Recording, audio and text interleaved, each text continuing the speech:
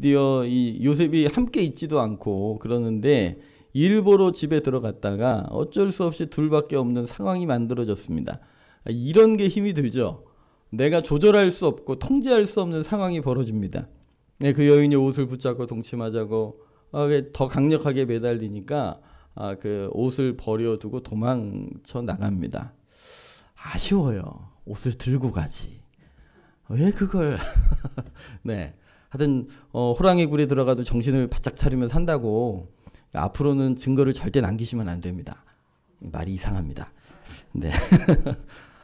이거 옷을 두고 나가는 거예요. 그러니까 이게 여인이 순간 돌변하지요. 이제까지 막 그 사랑을 갈구하다가 이게 완전히 자존심이 상했나 봐요. 자존심이 상하니까 여인이 뭘 품으면 온유월에도 뭐가 내린다고 우리나라 속담에 그러잖아요. 이게 갑자기 여인이 확 돌변합니다. 그랬더니 그걸 증거 삼아서 자기 주변 그 집안 식구들, 관리들, 종들에게 요셉이 이렇게 했다고 고자질, 네 이렇게 이야기하고요. 그걸 두고 기다렸다가 드디어 자기 남편이 돌아왔을 때에 이 당신이 데려온 이 히브리 종이 나를 욕보이려고 했는데 내가 소리 지르니까 옷 남겨두고 도망갔노라. 이게 그 증거라고. 그래서 결국 감옥에 갇히고 맙니다. 여러분 사랑은 뭘까요? 사랑은 뭘까요? 사랑이 뭘까요? 이런 생각을 많이 하게 되죠. 오늘 또 부부의 날이고 또 여러분 또 서로 사랑해서 결혼하셨잖아요. 그 첫 번째 영상에 그 젊은 부부가 50대 분장을 하고 그리고 90대 분장을 하면서 순간순간 세월이 지나갔을 때 자기의 모습과 또 남편의 모습을 바라보며 애환이 이제 들었겠지요. 오늘 우리의 인생이 그렇게 덧없어요. 그렇게 흘러가거든요. 그런데 우리가 부부의 연을 맺고 서로 이 가정을 이루고 사랑한다고 우리가 함께 만났는데 그렇게 연애할 때 떨어지면 못 살 것처럼 그렇게 해서 결혼을 했는데도 안 싸우시더라고요. 그죠? 안 싸우더라고요. 그래서 서로 사랑하고 막 아까 그 평생 원수는 좀 특별한 케이스인 것 같고요. 그죠? 할렐루야. 네. 근데 오늘 이 여인이요 그렇게 사랑을 갈구하는데 자기의 자존심 한번 상하니까요 사람이 확 돌변하는 거예요. 사랑일까요? 성경에 보면 이제 사무엘 하에 보면 다윗의 아들 중에 암논이라는 사람이 배다른 동생이었던 다말을 사랑해서 상사병이 걸립니다. 그 얘기를 또 듣고 다른 형제의 조언을 받아가지고 속여서 억지로 동침을 하죠. 근데 동침을 하자마자 확 사람이 돌변합니다. 미움이 전에 사랑하던 사랑보다 더한지라. 그래가지고 쫓아내버려요. 아니 자기가 좋아서 상사병 걸렸다가 그 여인을 억지로 딱 취하고 난 후에 갑자기 사람이 돌변한 거예요. 자기 걸로 딱 만들어 버리니까 이제 싫었던 모양이죠. 그래가지고 이렇게 내버렸다는 거예요. 사랑이었을까요? 아니요. 사랑이 아니죠. 왜냐하면 저도 이게 결혼 생활하고 보내면서 저를 돌아보게 되죠. 이게 사랑이 뭘까? 예수님을 통해 보여주시는 사랑은 뭘까요? 내어주는 사랑입니다. 희생하는 사랑이죠. 근데 전에도 말씀드렸지만 어느 날 하나님께서 저에게 그러시는 거예요. 네가 배우자를 놓고 기도했던 기도 제목을 한번 기억해봐라. 그래가지고 제가 열심히 배우자를 놓고 기도했던 걸 살펴보니까 내가 이 사람을 위해 나를 내어주려고 기도하진 전혀 않았더라고요. 이 사람을 통해 나의 부족함이 채워지기를 간절히 원했더라고요. 그러니까 내어주려고 하지 않고 이 사람을 통해 뭔가 얻으려고 기도를 했으니 그게 진짜 사랑의 마음이었겠습니까? 하나님이 그게 아니라고 저한테 보여주시더라고요. 사랑은 자기를 내어주는 것입니다. 여러분 사랑하시기를 바랍니다. 아멘? 사랑합니다라고 말씀하시죠? 그 얘기는 나를 당신을 위해 내어주겠습니다. 그 소리입니다. 예수님이 교회를 위하여 교회를 사랑하사 자신을 내어주셨기 때문에 그렇습니다. 나는 이 정도 하는데 왜 당신은 이렇게 안 하는 거야? 라고 말하면 이미 예수님의 사랑일까요? 아닙니다. 물론 나는 열심히 했는데 이렇게 안 해요. 그럼 무슨 감정이 들까요? 억울한 마음이 들죠. 억울해요. 그런데요, 그걸 넘어서는 게 진짜 사랑입니다. 여러분 좀 야곱의 얘기를 잠깐 다시 돌아오면, 여러분 자기는 도망쳤어요. 하나님 앞에 범죄할 수 없어서, 또 자기를 신뢰했던 주인에게 범죄할 수 없어서 그 자리를 박차고 도망쳐 나왔습니다. 바른 선택을 한 것이죠. 그런데 이 부인이 이거 엉뚱한 말을 해가지고요, 이제까지 어렵게 쌓아왔던 자기의 캐릭터, 그리고 캐리어, 이 모든 것들, 가졌던 모든 것들을 다 빼앗겨 버리고 죄인의 모습으로 감옥에 다시 나락으로 떨어지고 말았습니다. 어떤 감정이 들었을까요? 여러분들 입장이란 무슨 생각이 들었을까요? 화병 생기죠. 아니시겠어요? 역시 우리 성도님들은 참 온유하셔서, 주의 뜻이겠거니. 할렐루야. 근데요, 요셉은 굉장히 억울했을 것 같아요. 제가 봐도 억울했을 것 같아요. 이게 화병 생기죠. 그렇다고 아닙니다, 저희 여인이 저를 유혹했습니다, 이렇게 떠들어 보십시오. 그럼 어떻게 될까요? 그쵸. 이거는 살아 있을 수가 없는 거죠. 아마 요셉도 알았을 거예요. 격렬하게 저항했다는 흔적이 성경에 없으니까 말입니다.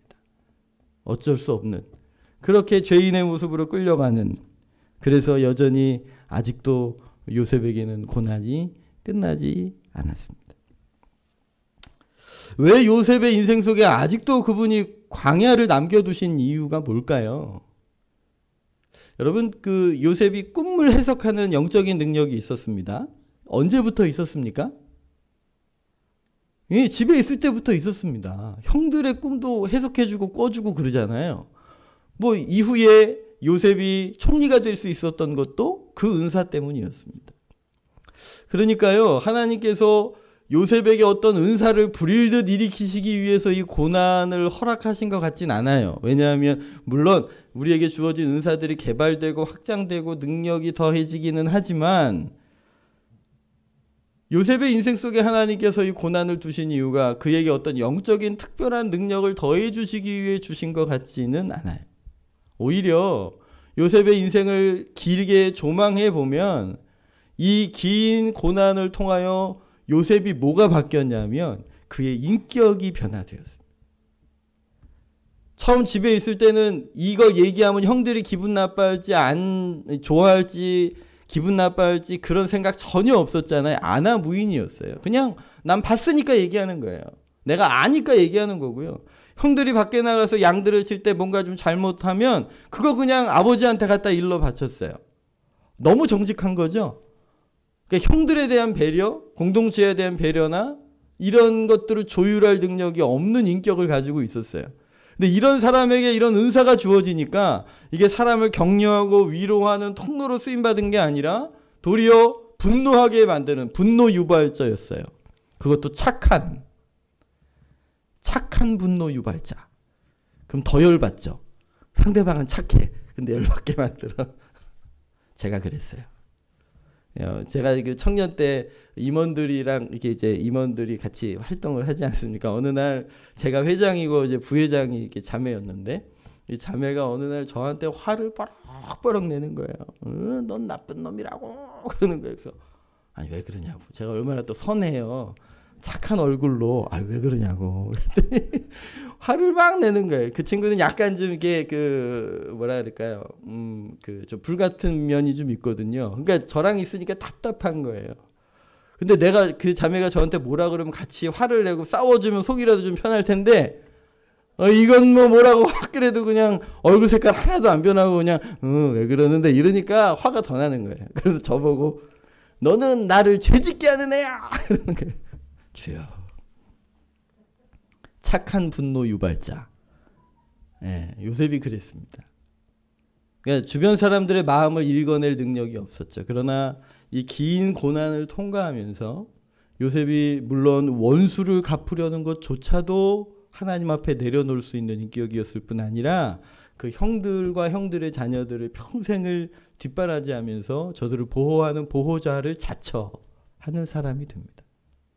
그러니까 여러분, 어떤 이 요셉에게 주어진 이 긴 고난의 자리가 물론 하나님께서 이 고난의 의미는 단 한 가지로 설명할 수는 없어요. 그럼에도 불구하고 오늘 요셉에게 이 긴 고난을 주신 이유가 그의 어떤 능력을 더하려고 하심보다 그의 신앙 인격의 변화를 위하여 그를 훈련하고 단련하셨던 시간들이라는 것이죠. 물론 여러분, 죄 때문에 우리에게 고난이 오기도 합니다. 주님께서 어떤 훈련을 위해서도 주시기도 하시죠. 그러나 오늘 요셉의 인생을 바라보면서 오늘 주님께서 우리에게도 고난을 주시는 이유 중에 아주 중요한 이유가 우리의 신앙 인격을 다듬어 주님을 닮아가게 하려 하심인 줄 믿으시기를 바랍니다. 여러분, 능력은 짧은 시간 내에 집중해도 얻을 수 있습니다. 여러분, 근육을 키우기 위해 운동하는 것도요, 그리고 어떤 지적인 능력도요, 한 3년 정도 어떤 한 분야에 집중하면 전문가 소리 들을 수 있습니다. 그러나 신앙 인격은, 우리의 영성은 하루아침에 일어나지 않거든요.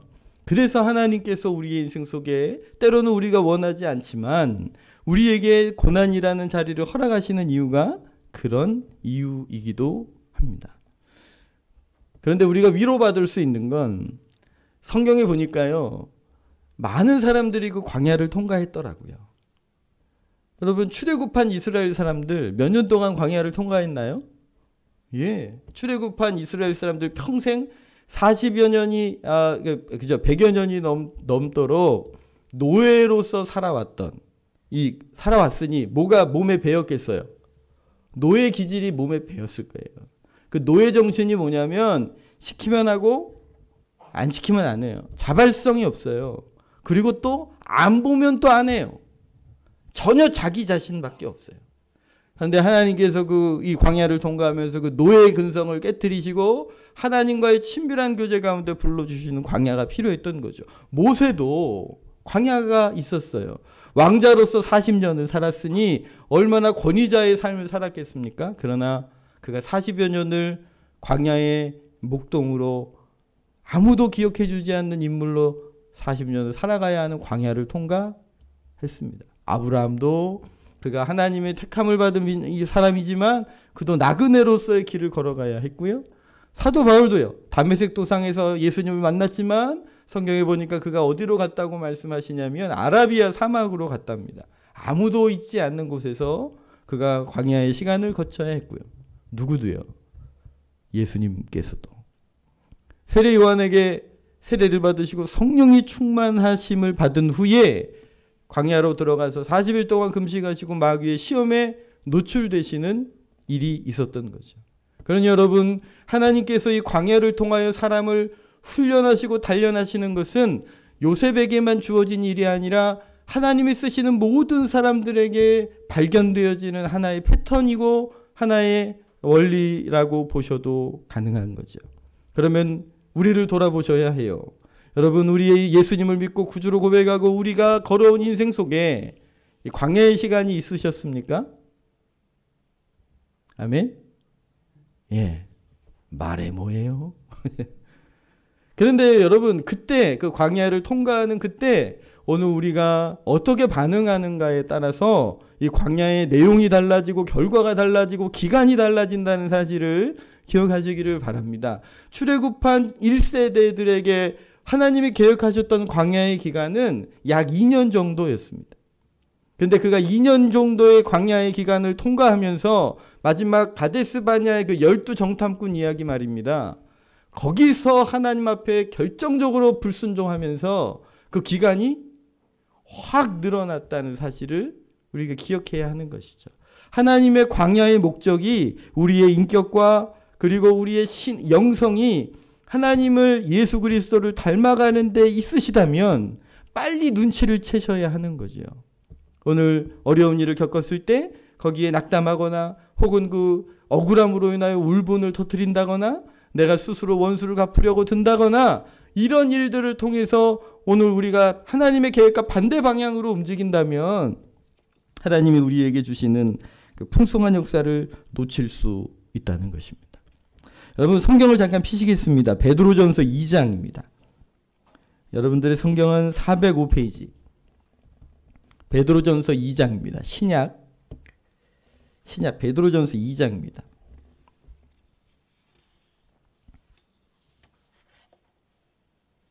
네. 405페이지입니다. 베드로전서 2장. 찾으셨죠? 예. 베드로전서 2장.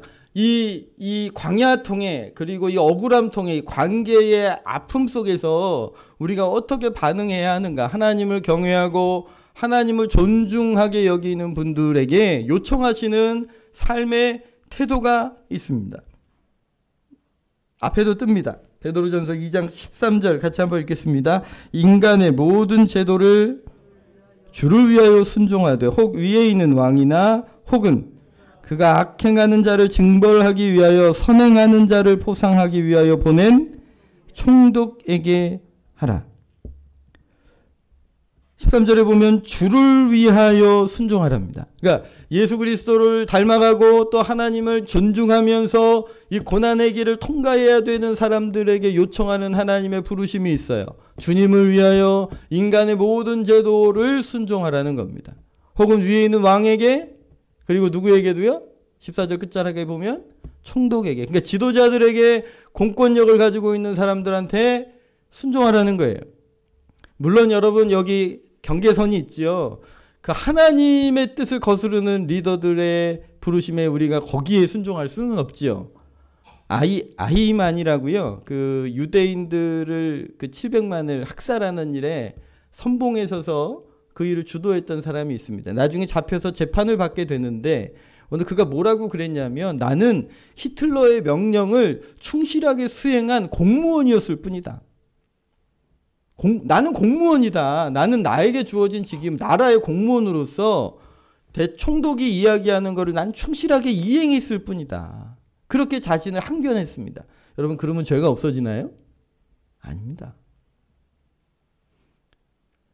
그러나 하나님의 뜻을 거스르지 않는 일이라면 왕이나 제도나 총독에게 교회가 성도들이 존중하고 순종하는 태도를 가지고 있어야 한다는 거죠. 왜냐하면 이 세상의 모든 권위들은 권력자들은 하나님의 하나님의 눈을 피해 은밀하게 세워질 수 있는 사람들이 없기 때문이에요. 그래야 15절입니다. 곧 선행으로 어리석은 사람들의 무식한 말을 막으시는. 만약에 우리가 상식적으로 이해가 될 수 있는 이 제도나 이런 것에 자꾸 교회가 거기에 자꾸 반항하거나 대적하게 되면 사람들이 무식한 말을 한다는 거죠. 그러면 안 되지요. 우리 16절 17절입니다. 너희는 자유가 있으나 그 자유로 악을 가리는 데 쓰지 말고 오직 하나님의 종과 같이 뭐같이 하라고요? 하나님의 종처럼 살아라. 만약에 요셉이 억울하니까요. 막 사방 군대를 다니면서 막 소리를 지르고 자기 문제를 해결하기 위해서 동분서주하면서 하나님의 계획과 상관없이 움직였다면 하나님의 종처럼 움직이지 않았다면 어쩌면 큰 해를 더 입었을 거예요. 그러나 하나님의 종처럼 살아라. 너희는 자유인이지만 누구의 종처럼 살으라고요? 하나님의 종이에요. 그분이 가라 하면 가고 오라 오면 오는 거예요. 17절입니다. 묻 사람을 공경하며 형제를 사랑하며 하나님을 여러분 사람을 공경하랍니다. 형제를 사랑하고 하나님을 두려워하고 왕을 존대하랍니다. 평안한 때는 괜찮습니다. 그죠? 그런데 내가 공경할 만한 사람이 아니에요. 그거 어떻게 해요? 내가 사랑할 만한 사람이 아니에요. 그거 어떻게 해요? 그럼 그때도 여러분 이 말씀 앞에 쓰셔야 돼요. 맞습니까? 그래야 하나님의 종입니다. 우리는요, 환경에 반응하라고 부르심을 입은 사람이 아닙니다. 사람에게 반응하라고 부르심을 입은 사람들이 아니라 하나님께 반응하라고 부르심을 입은 사람들이에요. 우리의 최고의 권위자는 하나님이시고 그분이 이리 말씀하셨으니 우리가 이 말씀을 따라 관계 가운데 반응하는 것이 맞다는 것이죠. 조금 더 갈까요? 18절 19절입니다. 사람들아 범사에 두려워함으로 주인들에게 순종하고 하되 선하고 또 까다로운 누구한테도 그렇게 하라고요? 까다로운 사람에게. 이 까다롭다라는 그 헬라어를요 해석해 보면 이렇습니다. 삐뚤어진 혹은 왜곡된 불공평한 혹은 멍청한 뭐 이렇게 해석이 가능. 선하고 지혜롭고 좋은 지도자들에게 순종하는 거야 뭐 행복한 일이죠. 그러나 때로는 그 지도자들이 우리 앞에 서 있는 권위들이 삐뚤어진 사람, 왜곡된 사람, 불공평한 사람, 멍청한 사람이어도 하나님께서 나를 그 상황 가운데 두셨다면 그 사람에게 반응하는 것이 아니라 이 순간 하나님 앞에서 제가 어떻게 반응해야 하는지 말씀을 통해 확인하고 성령의 인도함을 따라 순종해야 된다고 말씀하고 계시는 것입니다.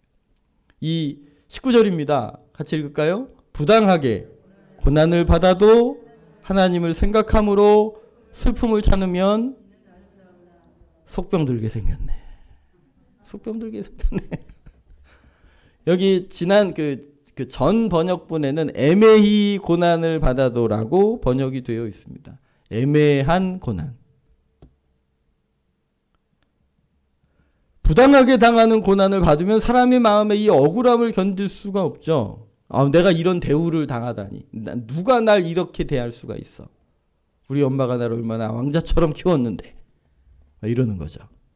내 아내가 나를 이렇게 대할 수는 없어. 어머니가 나를 이렇게 키웠는데. 이렇게 가면 안 돼요. 부당하게 당하는 고난을 받아 누구를 생각하라고요? 이 키포인트는 여기에 있습니다. 광야를 통하여 하나님의 손에 제대로 훈련된 사람들은 어떠한 상황에 부딪혀도 먼저 누구를 생각해요? 하나님을 생각해요. 그게 광야에서 제대로 훈련받은 신앙의 인격을 가진 사람들의 반응이고 하나님이 기대하시는 반응입니다. 그런데 자꾸 상황에 몰입을 하고 사람에게 집착을 하고 대적하게 된다면 하나님의 이 훈련 과정을 아직 제대로 이해하지 못하는 것입니다. 일이 되면 기간이 길어집니다. 일이 되면 고난의 강도가 더 세집니다. 하나님을 생각함으로 그 슬픔을 참으면 아름답다. 그러니까 여러분, 하나님께서 우리의 인생을 이렇게 보시지 않습니까? 여러분들도 이렇게 인생을 사시다 보면 저 사람 참 좋다, 괜찮다. 그런 사람들 있으시지요. 근데 하나님께서도 그러시다는 거예요. 우리 인생의 걸음걸음들을 다 아시잖아요. 다 보시잖아요. 김재희 목사도 보시고 우리 빛나는 교회 성도들도 보시고 다른 교회 성도들도 보시겠지요. 그런데 보시고 참 괜찮다. 아유 저 목사 참 이쁘네. 아니 저 권사 저 장로 우리 집사 아이고 귀하네. 하나님이 보시고 그런 생각을 품는 사람이 있다 없다? 있다는 거예요. 그런데 어떤 사람을 보시고 아름답다 생각하신다고요? 부당하게 고난을 받아도 하나님을 생각함으로 슬픔을 참는 사람이 아름답다. 20절입니다. 죄가 있어 매를 맞고 참으면 무슨 칭찬이 있으리요? 여기 잠깐만 멈추시죠. 여러분, 죄로 인하여 고난이 올 수 있다 없다? 다시 죄를 인하여 고난이 있을 수 있다 없다? 있다. 죄 때문에 매를 맞을 수 있다 없다? 있다. 근데 죄 지어서 매 맞는 걸 참는 건 칭찬이 있다 없다? 그건 없다. 그건 없어요. 그러나 내가 불의하지 않음에도 불구하고 다가온 그 억울한 상황과 환경 속에서 하나님을 생각하여 참으면 그건 하나님 보시기에 아름다운 일이지만 내가 죄를 지어 당한 고난으로 인해 참는 건 그건 아름다운 일이 아니다. 여러분, 죄는 죄로 인하여 다가오는 이 고난에는요 참는 게 아닙니다. 그건요 빨리 깨닫고 바싹 엎드려 회개해야 되는 거죠. 우리 레위기 26장 40절 말씀입니다. 같이 한번 읽겠습니다. 그들이 나를 거스른 잘못으로 자기의 죄악과 그들의 조상의 죄악을 자복하고 또 그들이 내게 대항함으로 나도 그들에게 대항하여 내가 그들을 그들의 원수들의 땅으로 끌어갔음을 깨닫고 그 할례 받지 아니한 그들의 마음이 낮아져서 그들의 죄악의 형벌을 기쁘게 받으면. 그러니까 여러분, 죄로 말미암은 고난이라고 깨달아지신다면 바싹 엎드리셔야 합니다. 대적하시면 안 돼요. 하나님께 회개하고 돌이키시기를 축복합니다. 할렐루야. 예, 우리 다시 우리 베드로전서를 좀 잠깐 보시면 같이 한번 읽겠습니다. 우리 21절입니다. 같이 읽을게요. 이를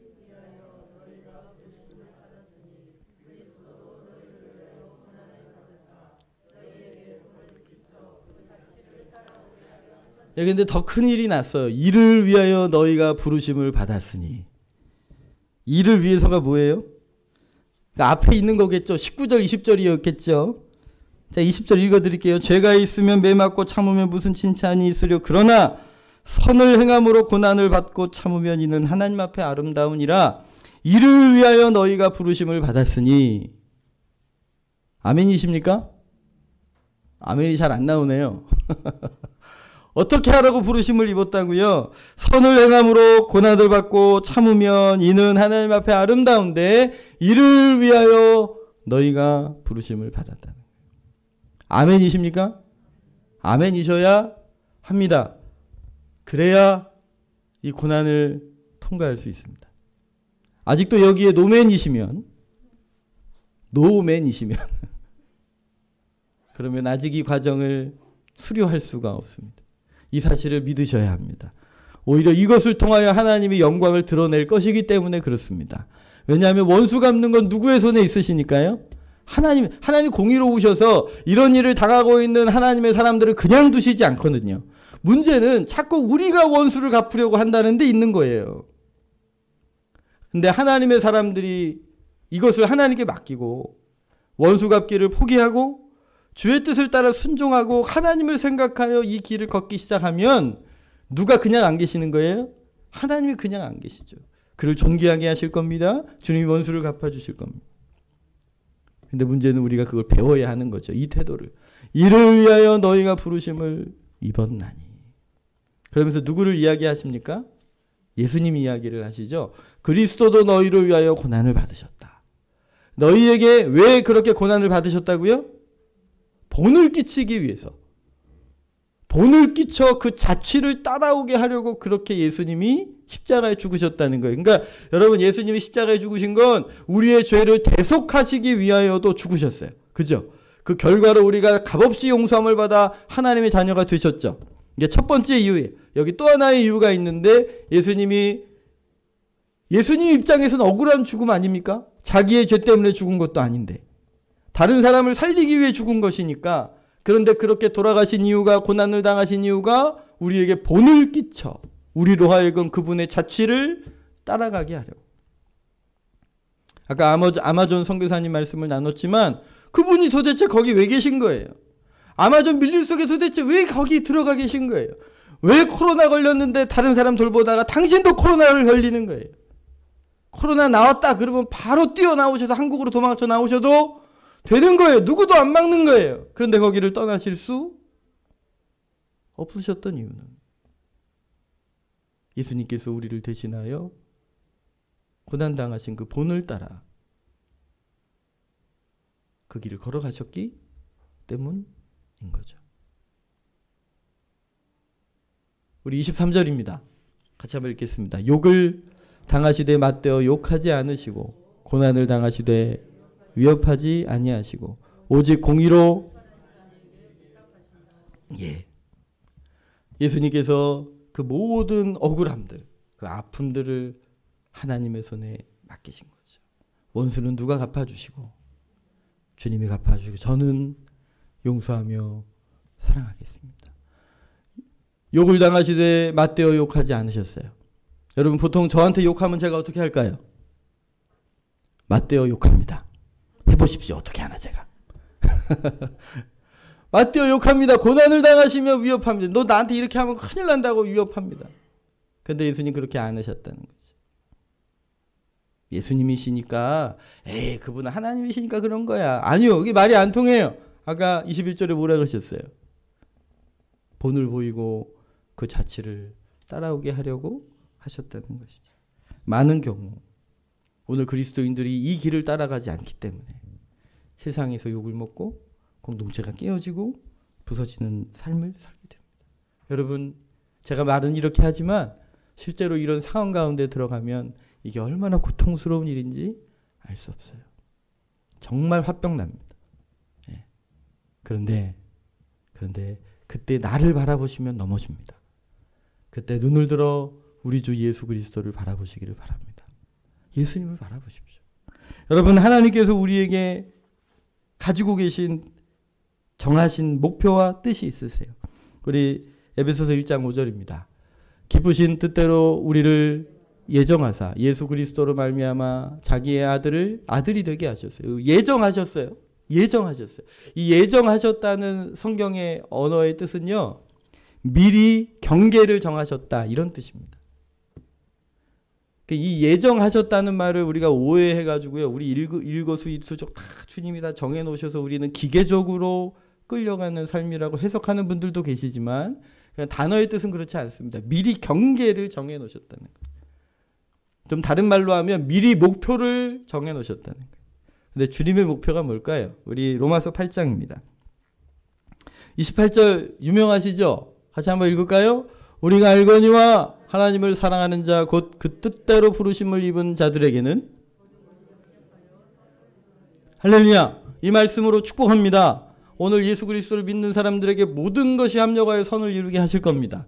우리가 28절만 똑 띄워놓고 읽으면 그렇게 되는 거죠. 하나님 가장 좋게 해줄 거다. 나한테 제일 좋게 해줄 거다. 누구한테요? 나한테. 그런데 이 말씀은 29절과 연결되어져 있어요. 29절 같이 한번 읽을까요? 하나님이 미리 하신 자들을 또한 그 아들의 형상을 본받게 하기 위하여 미리 정하셨으니, 아까 에베소서 1장 5절에서 보셨던 그 예정하셨다는 그 단어가 여기에 쓰입니다. 그러니까 여러분, 합력하여 선을 이루게 하시는 주의 목표가 내 인생 속에 만족함을 주는 쪽으로 이끄신다는 소리가 아니라 누구를 닮아가는 쪽으로 이끄신다고요. 그 아들의 형상을 본받게 하는 쪽으로 정해놓으셨고 그곳으로 이끌어 가시는 것이 하나님이 이끌어 가시는 선하심이라는 거예요. 합력하여 선을 이루느니라, 그 소리는 뭐냐면 합력하여 우리로 예수님을 닮게 하시느니라. 아멘. 요셉의 인생 속에 아직도 주님이 그 고난을 남겨두셨던 이유는 그가 예수 그리스도의 인격을 닮아, 그분의 영성을 닮아가게 하려고 하셨다는 거예요. 요셉의 인생을 보면 합력하여 선을 이루게 하셨죠. 그게 그냥 애굽의 총리가 됐다는 소리가 아니라 그를 빚어 그리스도를 닮게 하셨다는 겁니다.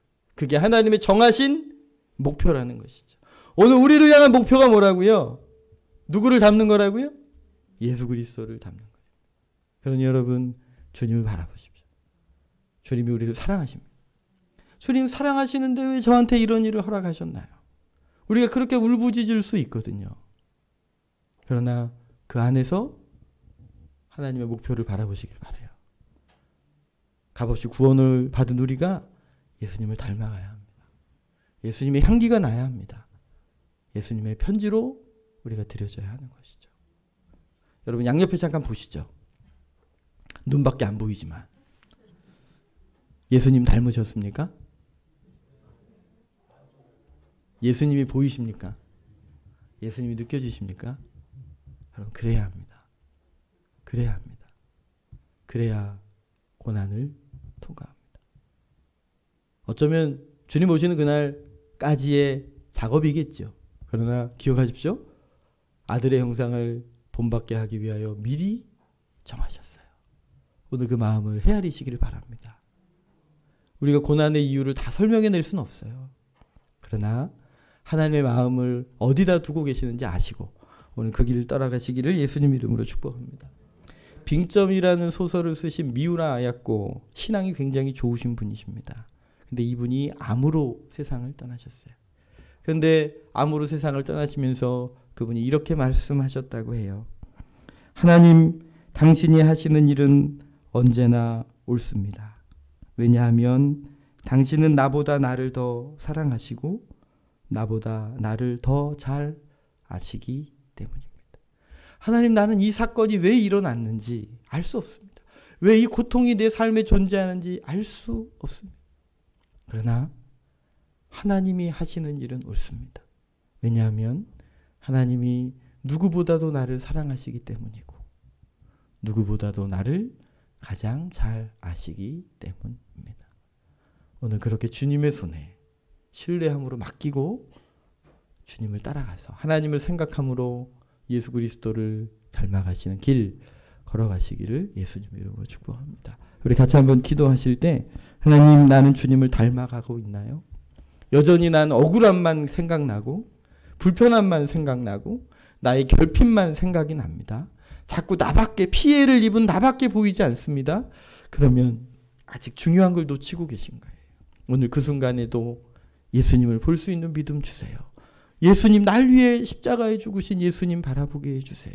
모든 걸 맡기고 주님을 따라갈 수 있는 믿음 허락하여 주세요. 우리 같이 한번 기도하겠습니다. 할렐루야. 하나님 아버지, 예수님께 감사와 찬양을 올려드립니다. 하나님, 나는 아버지 아직도 내 인생 속에 왜 이 사건이 있었는지, 왜 이 고통이 내 속에 여전히 남아있는지, 아직도 끝나지 않는 이 고난의 길이 도대체 어떤 의미가 있는지 알 수 없습니다. 난 여전히 억울하고, 난 여전히 불편하고, 난 여전히 용서할 수 없습니다. 그러나 주님, 이 광야를 허락하신 하나님의 섭리를 믿습니다. 나보다 나를 사랑하시는 주님이, 나보다 나를 잘 아시는 주님이 오늘 이런 삶을, 이런 상황을, 이런 사람들을, 혹은 이런 사건들을 내 삶 속에 허락하셨다면 하나님의 마음과 섭리를 헤아릴 수 있는 은혜를 베풀어 주십시오. 하나님을 생각하고 예수 그리스도를 바라보게 하셔서 주님을 따라갈 수 있도록 도와주세요. 원수 갚는 것 아버지의 손에 맡기고 오직 믿음으로 주님을 닮아가는 그 길을 걷도록 도와주세요. 오늘의 말씀을 기억하여 삶의 현장에서 통기나는 그리스도인으로, 예수님 닮은 그리스도인으로 살아갈 수 있도록 도와주세요. 감사드리고 예수님 이름으로 기도합니다.